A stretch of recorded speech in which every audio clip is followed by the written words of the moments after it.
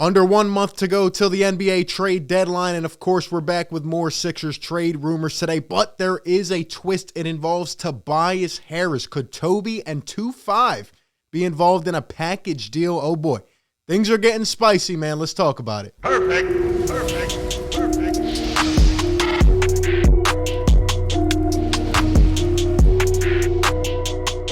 What is going on, everybody? RB here. Welcome back on into the show. Like always, if you do enjoy this content, feel free to drop a like for your boy. Subscribe to the channel if you're new. Keep on growing the family and hit the bell so you get all the notifications when we drop content or go live. That is right. We are back with more intense Sixers trade rumors. But as always, we like to start out these shows with a few nuggets, a few things that just, get you warmed up a little bit.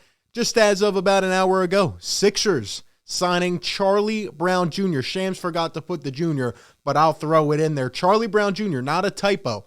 The guy that's come in as a little Energizer bunny, right? He's been, bringing that energy on defense, got a chance, and he is being signed to a two-way contract. The Sixers release Aaron Henry to create the space. So I'm happy for Charlie Brown, man. I'm happy for him.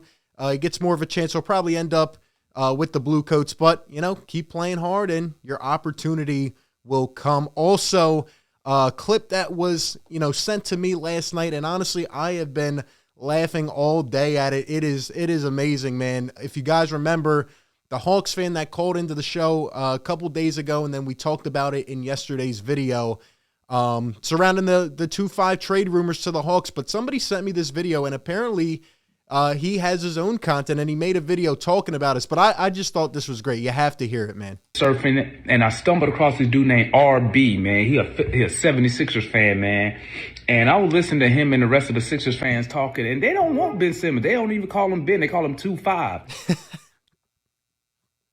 Shout out to my man. Yo, if you're watching this video, we appreciate it. I appreciate all the fans that tune in. But this was great, man. Just, seeing him actually make a video. Shout out to him. And obviously, he's been big on 2-5. He wants him to the Atlanta Hawks. I hope this guy somehow pairs up with the GM. But it was great, man. We have started the 2-5 movement here on this channel. I'm hearing, radio outlets and all these people talk 2-5. We were the first ones to start it here, man, with the Fire Take Nation. But it's great. The 2-5 movement is spreading, and I love it. Speaking of which, 2-5 and his woman are getting or have been engaged. So shout out to him on a personal level. I'm happy for you. Congrats to you. Obviously, there's pictures of them here. Apparently, they spent Christmas in Morristown at his huge mansion. And I will leave it by saying, as a man on Twitter, the way I found this tweet, actually, someone quoted it and said, that is a pretty big ring for a man with no job. But hey, shout out to him. And who knows? Will he play basketball? We will see. But anyway, he leads us right into what we actually need to talk about today, and that is 2-5. And who? Tobias Harris. That is right. A bomb dropping today. Just yesterday when I put out a video talking about, 2-5 might not even get traded. We might not do anything right now. According to Marc J. Spears and Brian Windhorst, which we will look at today, the Sixers are looking to package Tobias Harris with 2-5 in trade talks. Now, this came out earlier today. Obviously, the Twitter sphere, Sixers world, was set on fire. Of course, when you drop something like this, Tobias has been a conversation this entire season with the way he's been playing, with everything that happened the last couple weeks. A lot of people want to move on from Tobias. My stance has been the same, get the 2-5 trade done, make that work, and then you go and play it out and see kind of what happens. Now, before I give my opinion on it, just some further explanation into this.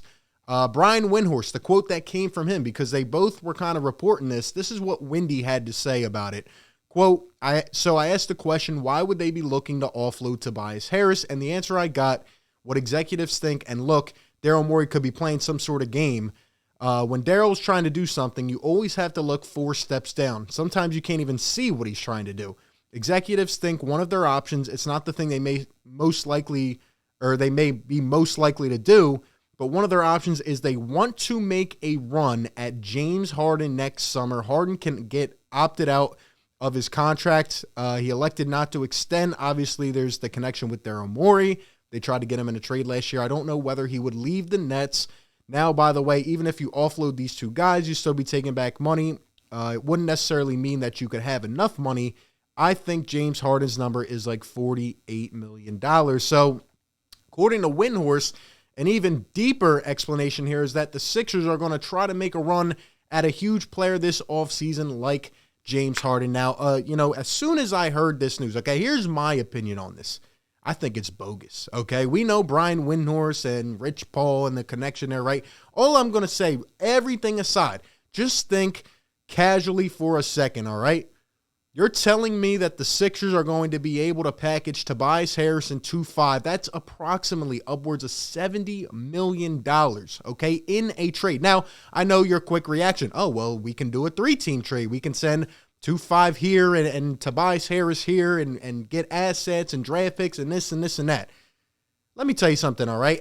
No reporting here, just my personal opinion. That is going to be a lot harder than it seems, okay? And Daryl Morey is a very good GM in my eyes. I trust him to get something done. I'm really hoping and praying, even though I'm starting to get a little bit worried about it. But to move both of them in the same deal, financially, it's just going to be difficult. And another thing even further, which is what I've been trying to tell people all season, if you move both of these guys, if you move them in the same deal, what are you speaking to Joel Embiid and this franchise? Pretty much you're saying that, we're not going to contend this year. We're going to stack up and hopefully at some point in the future try to get something done. And I just don't see that happening. Now, if you were able to get good return, like very, very equitable return, then okay, fine. But I just don't see that happening.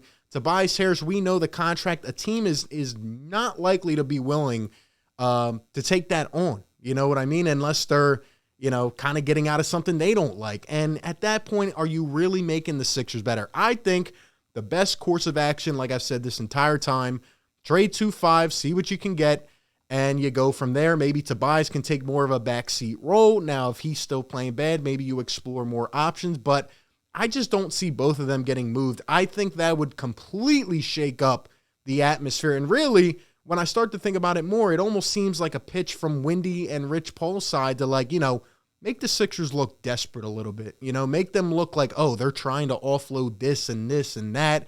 And, they're trying to get things done. They're trying to put things into action. That's almost what it feels like to me. This could have no validity. It could have validity. I don't know. I'm not far into that in terms of the specifics. I don't have the reporting side of it. I'm just thinking about it, and it really doesn't make sense. Now, it would make sense for Daryl Morey to sit there and say, okay, well, there is not enough compensation at the deadline. We're going to have to wait this out the entire season. Like we said yesterday, they're apparently not fining 2.5 anymore. They could wait and then in the offseason say, let's go get a big player. But let me ask you this. Are you willing to trade right now and offload the contracts of Tobias and 2.5 with the chance, banking on the hope that James Harden would, one, opt out of his last year with the Brooklyn Nets, and number two, sign with the Sixers in free agency? I would much rather a trade. Even that is going to be very hard given the financial side. So I am not trading those two contracts, banking on James Harden or anybody else, getting out of their contract and signing with the Sixers. No, you have to pull this via trade in my eyes, and that's why I also just don't view it that realistic. But who knows? There are not a lot of people available right now. Who knows what Daryl's going to do? But we're on a 7-game win streak. We're in win mode. We're trying to get better and win. We're not trying to offload two major assets, and that's why I think this is major bogus in my eyes. The other thing was Woj then came on NBA Today. I was listening to this, and he pretty much said, quote, there's no movement on a potential 2.5 trade, and it could linger till the NBA draft. It's almost starting to seem like this thing's just going to keep on going and going, and it's unfortunate. Like I said, he's not coming back here to play.